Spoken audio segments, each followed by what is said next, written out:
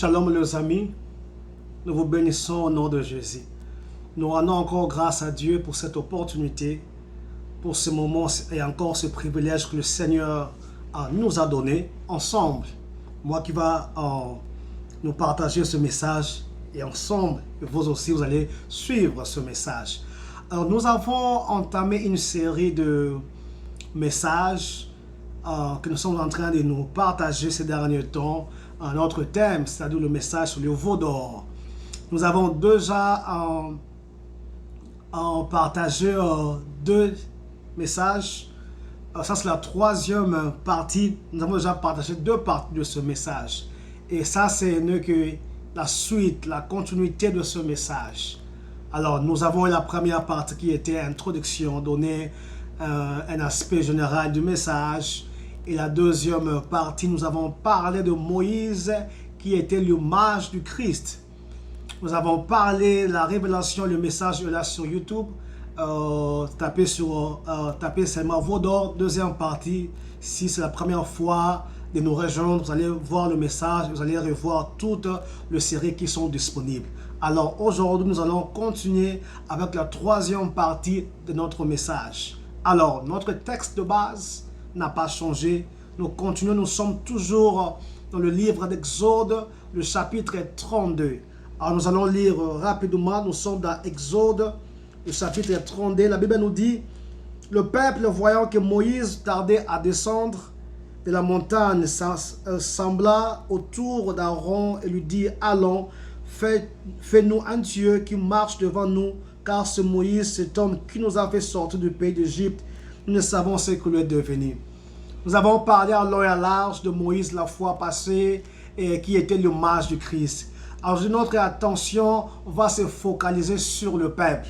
Et c'est quoi la révélation du peuple? C'est que le Seigneur veut que nous puissions comprendre au travers de ces écritures, de ce récit lorsque nous avons lu. Qu'est-ce que le Seigneur nous dit? Qu'est-ce que le Seigneur nous révèle? Et lorsque nous lisons ce passage, nous allons voir que le Seigneur avait délivré le peuple d'Israël qui était en Égypte, qui souffrait en Égypte. Le Seigneur les a délivrés de la main des Égyptiens. Le Seigneur les a fait traverser la mer Rouge. Le Seigneur les a nourris de la manne ou dans le désert. Le Seigneur était toujours avec eux. Mais à un moment, ce peuple se révolte contre ce Dieu. Mais à un moment, ce peuple abandonne le Seigneur. À un moment, ce peuple décide de désobéir à ses dieux. À un moment, ce peuple se décide de rejeter catégoriquement Dieu et d'oublier le Dieu qui les a délivrés. C'est ce que ce peuple a fait. Mais qu'est-ce que cela nous dit? Qu'est-ce que cela nous révèle nous aujourd'hui? C'est quoi le peuple tout simplement? Le peuple aujourd'hui révèle tout simplement le chrétien. Et quel genre de chrétien? Le chrétien qui ont abandonné le Seigneur. Les chrétiens qui se sont révoltés contre Dieu.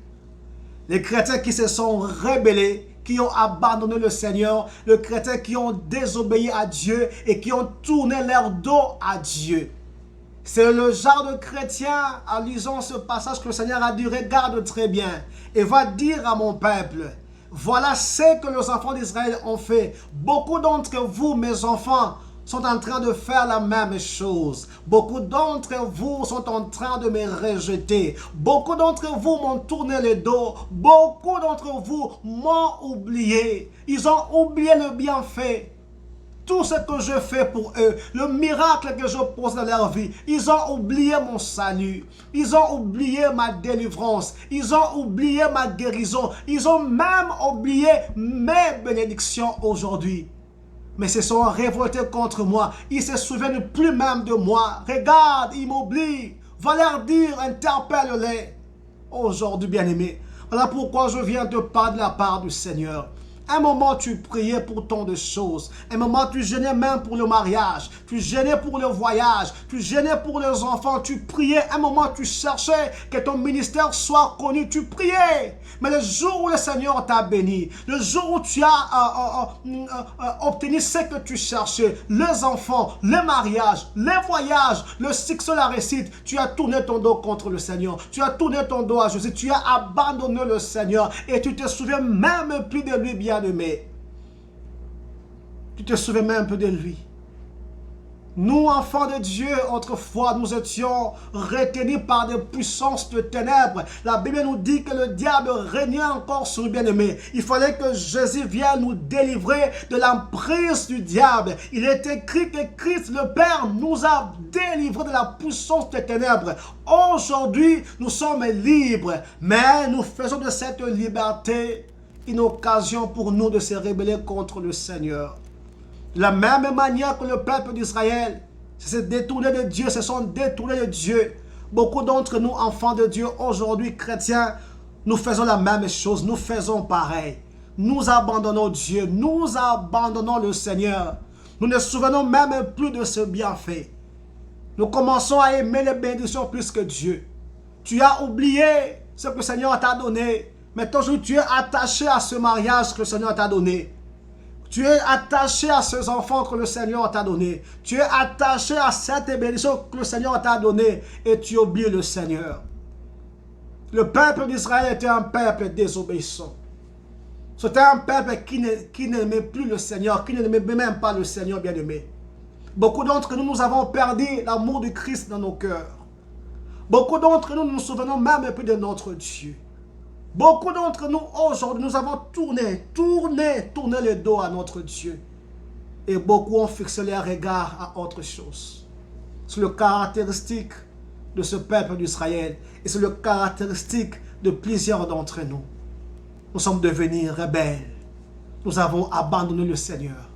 Pour nos